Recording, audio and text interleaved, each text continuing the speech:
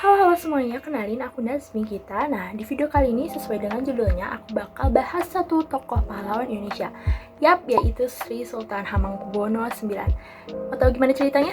Yuk simak videonya. Sri Sultan Hamengkubuwono IX. Beliau lahir pada masa pemerintahan Belanda di Ngayogyakarta, Hadiningrat pada 12 April 1912 dengan nama Bendero Raden Mas Dodoro Jatun Dingasem. Beliau merupakan anak ke-9 dari Sri Sultan Hamengkubuwono VIII dengan istri kelimanya, KRA Adipati Anum Amangkunegara. Sebelum cukup umur untuk mengikuti sekolah, Doro Jatun belajar pada Jufro Willard dan memasuki sekolah Froebel di Bintaran Kidul. Setelah Doro Jatun berumur 4 tahun, oleh ayahnya, ia dipindahkan untuk dipondokkan pada keluarga Mulder, seorang kepala sekolah pada Neutral Hollands Javanese Jongen School. Oleh keluarga Belanda ini, ia dipanggil Henky atau Henk Kecil.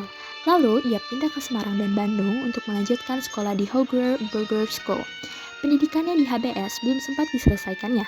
Sang ayah memutuskan untuk mengirim beliau ke Belanda bersama beberapa saudaranya.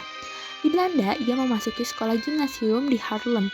Setelah menamatkan pendidikannya, beliau melanjutkan pendidikan di Rijksuniversiteit di Leiden, atau yang sekarang dikenal sebagai University of Leiden di tahun 1930. Kemudian di sana, Hamengkubuwono IX mendalami ilmu hukum tata negara dan dia berkenalan dengan Putri Juliana yang kemudian menjadi Ratu Belanda. Pada 1939, ia dipanggil pulang oleh ayahnya. Ketika itu, Hamengkubuwono IX belum selesai dalam menjalani masa pendidikannya.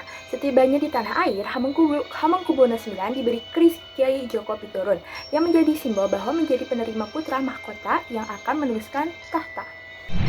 Selama beberapa hari kemudian, Sri Sultan Hamengkubuwono VIII mangkat. Perjalanan Doro Jatun menuju singgasana ternyata tidak mudah. Sebagai bagian dari sejarah Mataram, setiap calon raja baru di Kesultanan Yogyakarta diharuskan untuk menandatangani kesepakatan bersama terlebih dahulu dengan Belanda. Politisi senior Belanda, Dr. Lucius Adam, dia harus berdebat panjang dengan Doro Jatun karena Doro Jatun keberatan dengan isi perjanjiannya, di mana Doro Jatun tidak setuju jabatan Pati merangkap pegawai kolonial. Yang kedua, beliau juga tidak setuju Dewan Penasehatnya ditentukan oleh Belanda. Yang ketiga, beliau menolak pasukan atau prajurit keraton mendapat perintah langsung dari Belanda. Dikisahkan setelah 4 bulan tidak menghasilkan kesepakatan apapun, Doro Jatun tiba-tiba berubah sikap. Dia tiba-tiba bersedia menerima semua usulan Dr. Lucius Adam. Konon katanya, keputusan itu berdasar bisikan yang menyuruh beliau menandatangani saja kesepakatan yang diajukan, karena Belanda tidak lama lagi akan pergi dari bumi Mataram. Hari Senin Pon, 18 Maret 1940, beliau dinobatkan sebagai putra mahkota dengan gelar Pangeran Adipati Anom Hamengkunegara Sudibja Raja Putra Nanendra Mataram. Kemudian dilanjutkan penobatan beliau sebagai raja dengan gelar Sampean dalam Ingkang Sinuwun Kanjeng Sultan Amangkubuwono Senopati Inglaga Ngabdurrahman Saidin Panatagama Halifatullah Kaping 9. Saat dilantik, Hamengkubuwono IX beri pidato dan menyampaikan satu pesan. Seperti ini bunyinya. Saya memang berpendidikan barat, tapi pertama-tama saya tetap orang Jawa, ucap beliau. Usai Jepang menyerah pada sekutu di Perang Dunia Kedua, tidak lama kemudian Indonesia memproklamirkan kemerdekaannya pada 17 Agustus 1945 oleh Soekarno dan Muhammad Hatta pada 5 September 1945. Hamengkubuwono IX bersama Paku Alam VIII menyatakan diri bahwa daerah Yogyakarta adalah bagian dari wilayah Republik Indonesia. Langkah ini didukung sepenuhnya oleh rakyat Yogyakarta, yang mana Yogyakarta bukan lagi entitas negara sendiri, melainkan telah melebuh menjadi bagian dari negara Republik. Dan Hamengkubuwono IX tidak berhenti sampai di situ. Saat kas negara kosong, pertanian dan industri rusak akibat perang, beliau mengambil langkah dengan menyumbangkan kekayaannya sekitar 6 juta gulden untuk membiayai negara, yang artinya APBN pertama Republik Indonesia adalah uang pribadi dari Hamengkubuwono IX. Tak sampai di situ, saat Jakarta digempur oleh Belanda yang ingin kembali menguasai Indonesia, ia secara terbuka mengundang Soekarno-Hatta dan para pejabatnya untuk menjalankan roda pemerintahan dari Yogyakarta. Semua biaya operasional pemerintahan saat itu ditanggung oleh pihak keraton.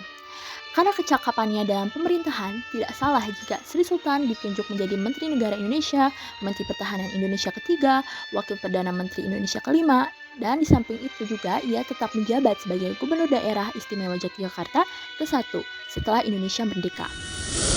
Di zaman pemerintahan Soeharto, Sri Sultan juga ikut andil di kursi pemerintahan dengan menjadi Menteri Koordinator Ekonomi, Keuangan, dan Industri, serta menjadi Wakil Presiden Indonesia kedua. Di akhir masa jabatannya sebagai Wakil Presiden, ia sempat kembali dipinang oleh Soeharto untuk menjadi Wakil Presiden kembali.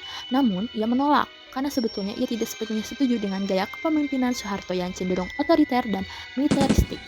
Nah, selain berperan di bidang politik, beliau juga aktif dalam organisasi pendidikan kepanduan.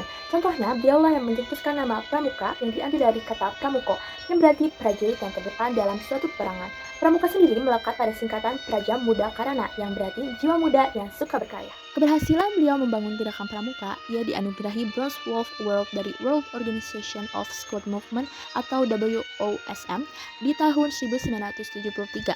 Atas jasa-jasanya tersebut, Musyawarah Nasional atau MUNAS, Gerakan Pramuka pada tahun 1988 mengukuhkan Sri Sultan Hamengkubuwono IX sebagai Bapak Pramuka Indonesia. Waktu terus bergulir. Kemudian beliau wafat di Amerika Serikat karena serangan jantung pada tanggal 2 Oktober 1988.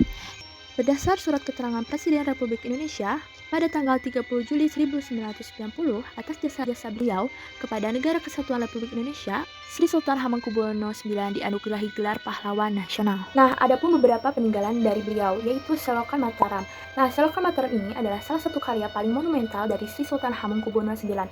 Proyek Selokan Mataram ini berhasil menyelamatkan banyak penduduk Yogyakarta untuk tidak diikutsertakan dalam program kerja paksa Jepang atau yang disebut juga Romusa. Nah, demikian kisah kehidupan dan perjuangan Sri Sultan Hamengkubuwono IX.